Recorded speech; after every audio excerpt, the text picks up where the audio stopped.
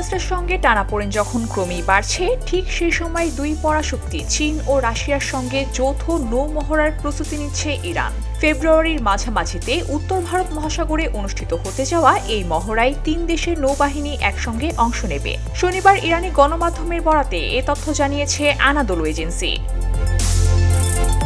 ইরানের আধা সরকারি সংবাদ সংস্থা তাসনিম নিউজ এজেন্সির প্রতিবেদনে বলা হয়েছে, মেরিটাইম সিকিউরিটি বেল্ট নামের এই যৌথ মহড়ায় চীন, রাশিয়া ও ইরানের নৌ ইউনিটগুলো একসঙ্গে অংশ নেবে। প্রতিবেদন অনুযায়ী মহড়ায় ইরানের নিয়মিত নৌবাহিনীর পাশাপাশি ইসলামিক রেভলিউশনারি গার্ড ক্রপস এর নৌ শাখার ইউনিট যুক্ত থাকবে।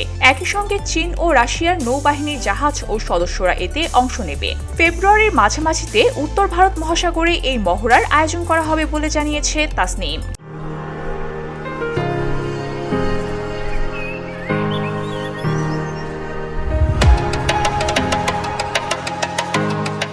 সংস্থাটি আরও জানায়, ইরানের নৌবাহিনীর উদ্যোগে 2019 সালে প্রথমবারের মতো মেরিটাইম সিকিউরিটি বেল্ট মহড়ার সূচনা করা হয়।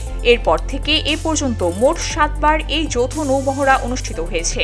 চলমান এই আয়োজন এমন সময় হতে যাচ্ছে যখন তেহরান ও ওয়াশিংটনের মধ্যে উত্তেজনা নতুন মাত্রা পেয়েছে।